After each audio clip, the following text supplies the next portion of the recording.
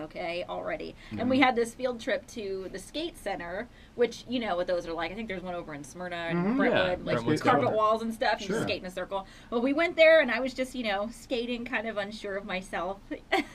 Okay.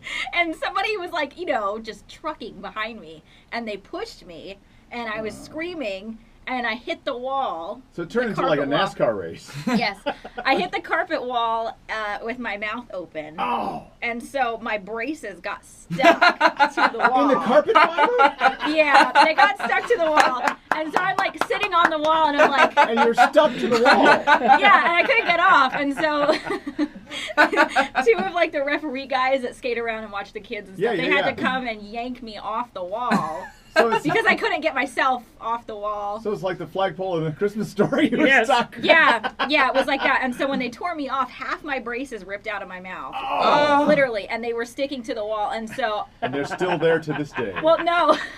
like little pieces of them were stuck to the wall, and then like the wire was sticking out of my mouth. And so my mom had to come with pliers to cut them. So I'm like sitting there by these teenagers who were staring at me with like this stick sticking out of my mouth. Like, you want some nachos? Like, you could tell they felt bad for me. And so I walked around for a week with just half my braces. That is an amazing, embarrassing story. When I was a teenager, I worked in a sporting goods store. Yeah. Okay. And quite often, it was in the afternoon. It was quiet time. I was the only one working there. Okay. Mm-hmm. And so sometimes my friends would come over and visit me after school, and we would just goof around. And one day we were trying to do silly walks. Mm-hmm. Okay. It was like an old Monty Python skit. Oh yeah, the Ministry of Silly Walks. Yeah. Right. And so they had done their silly walk impressions, and it was time for me to do mine. And I turned my back to them, and they're like near the door of the store. And I start doing this silly walk that looks like something like this. You look drunk.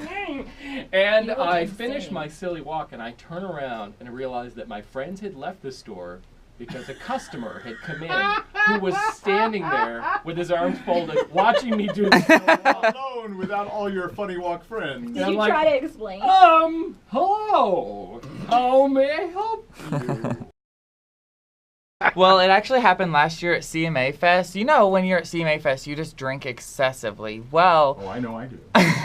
I was really intoxicated, and I just decided that I needed to use the restroom so bad that I squatted outside of my car and pooped in a parking garage. Oh my God, you should have warned us about that. There should have been, yeah.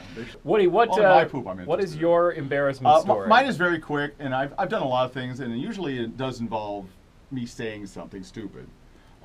We were at a friend's house, I won't say because they live here, and my wife and I are there, and one of the folks that we know, her father was sick in the hospital.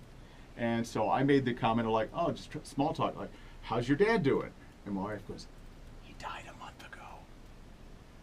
Oh, and so I went, awkward. I'm going to go see if there's more cheese dip.